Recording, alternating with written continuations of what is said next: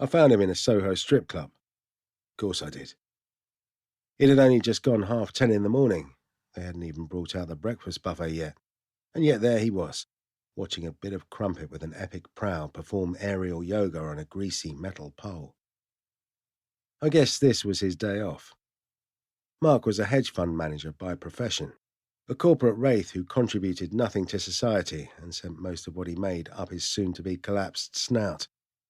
Like most bullies, Mark was a shitty kid who turned into an even shittier adult. I watched him from across the club as Def Leppard's Pour Some Sugar on Me shook the speakers. He had the collar of his pinstripe suit popped and wore a pair of Prada sunglasses. Indoors. He'd styled his hair into a man bun today, which I knew for a fact was nothing more than a futile bid to disguise a rapidly developing bald patch. The club was almost deserted at this hour, but the emptiness wasn't blunting Mark's enthusiasm any.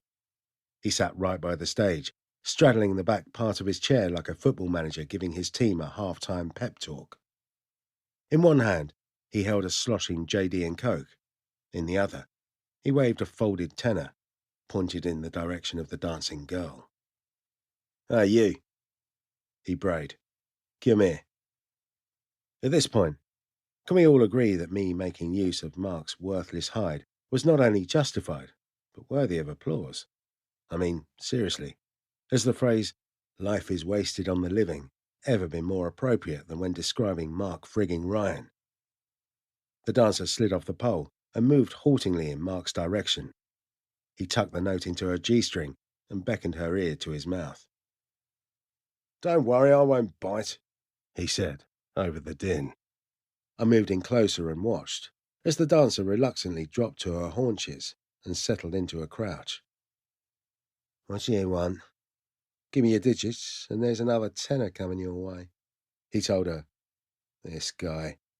Did he really think 20 quid was going to persuade that poor woman to let him throw a dick in her? Honestly, he could die a death falling from the bloke's arrogance and landing on his IQ. "Piss off," said the dancer.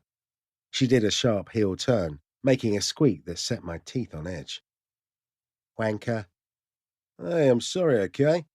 Mark blurted, as she strutted away and slipped through a curtain backstage. "Okay, fine. Be a bitch. See if I care." Nice. A real tabloid newspaper apology there, written in small print and buried in the footer of page 22. But our boy wasn't done yet. A waitress came over to his table and gave him a nod. "Can I tap that?" she asked.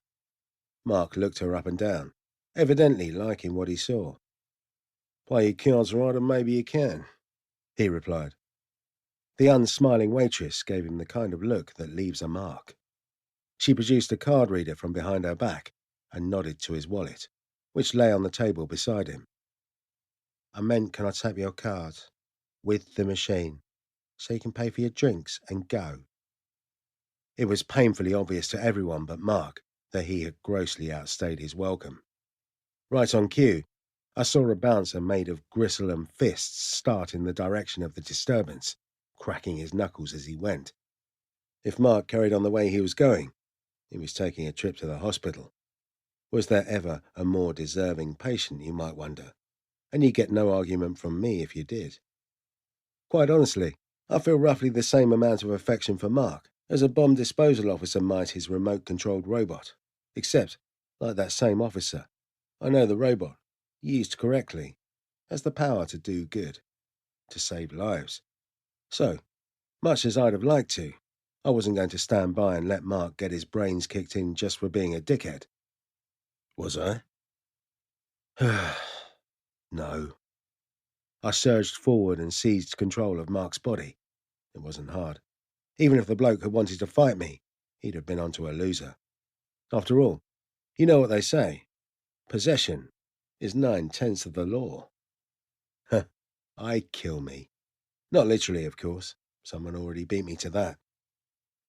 Mark's senses fused with mine, sending a barrage of signals my way in a great, heady rush. I tasted bourbon on his tongue and felt the dull throb of last night's hangover prodding at his brain meat.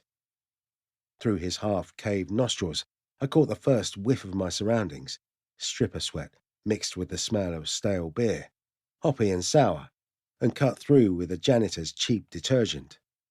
Most of the time, I consider these rare moments of having a corporeal form a blessing. On this occasion, not so much.